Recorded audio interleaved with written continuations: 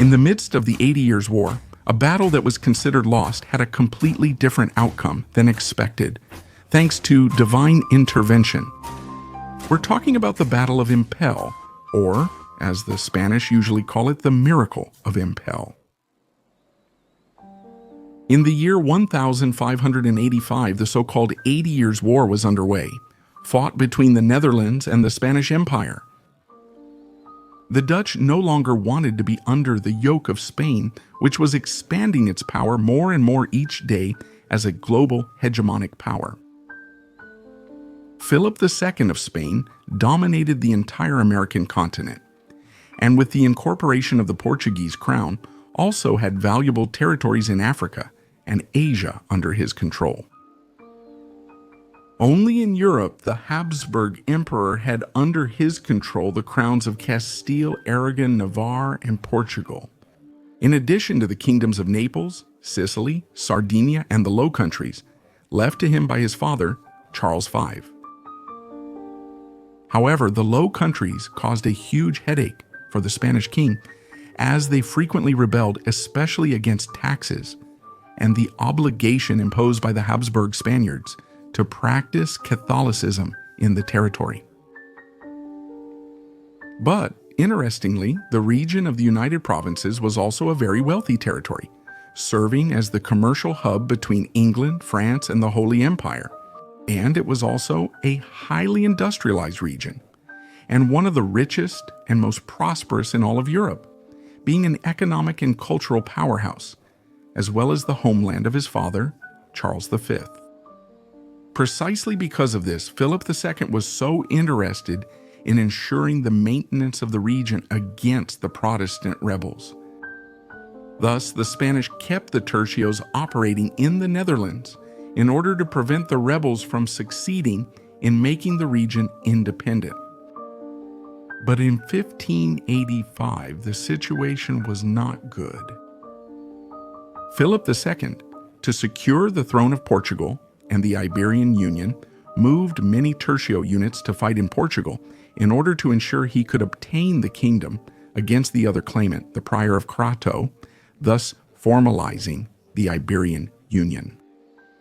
With that, only a few scattered military units remained in the Netherlands, and so the Protestant princes saw the perfect moment to attack. Between December the 7th and 8th on the island of Bommel, today the border between Belgium and the Netherlands, 3 Spanish infantry tercios were completely surrounded at Mount Empel, the highest point on the island. The disparity between the forces on both sides was enormous. On the Dutch side, the Protestant fleet, led by Philip de Hohenlohe, was made up of more than 100 ships and 30,000 men. On the defending side, 3 groups of tercios, the troops of the Spanish Catholic Army, each with 2,000 infantry soldiers, were waiting for the outcome of the negotiations. There were 6,000 men, cold, hungry, afraid, and worst of all, completely unable to attack the ships from a distance, let alone win the battle. The attackers wanted to avoid a bloody battle on land.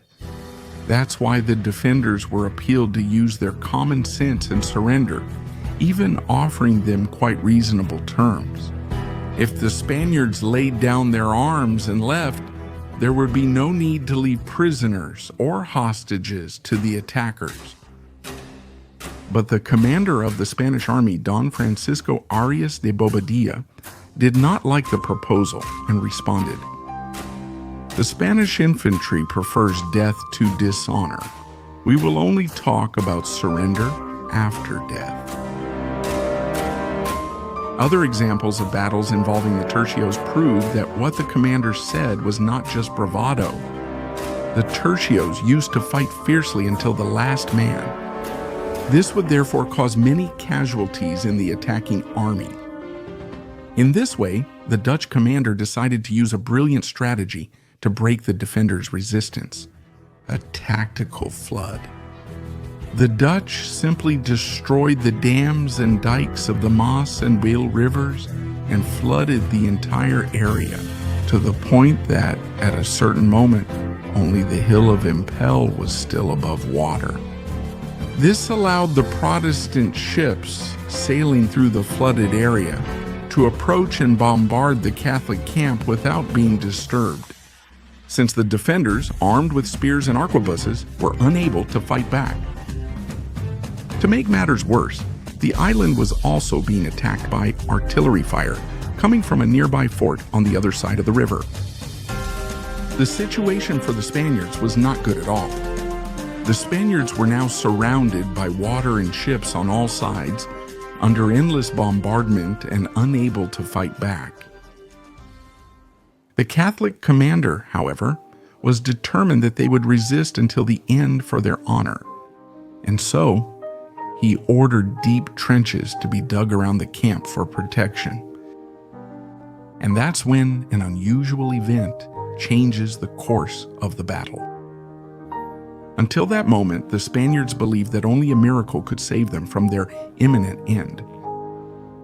While they were digging their defensive positions, a Spanish soldier is said to have found an image of Mary of the Immaculate Conception.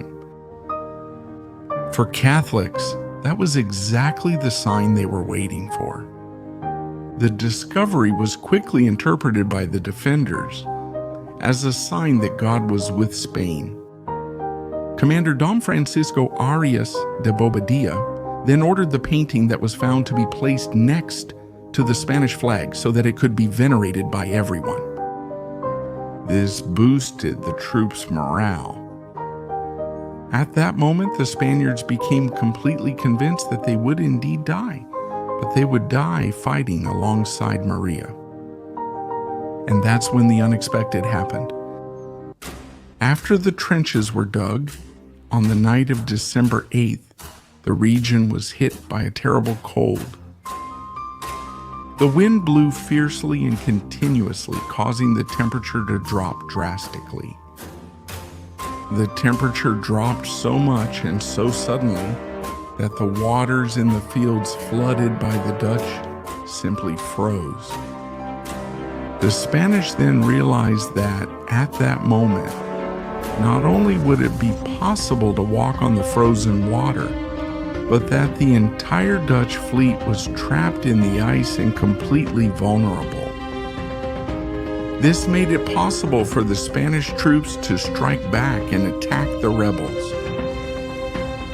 And so, shouting Santiago y Tierra, the fearsome Spanish tercios crossed the ice on foot, heading straight for the Dutch ships. All the Dutch ships were captured and burned, and the attackers were ultimately defeated. The tercios marched on victoriously, and the next day attacked and captured the Dutch fort located along the river, ultimately securing victory in the Battle of Empel. And so, on that very day, Maria da Immaculada Concepción was proclaimed the patroness of the Spanish tercios in Flanders and in Italy. Did you like the video? Like, share with your friends, and subscribe to the channel right now.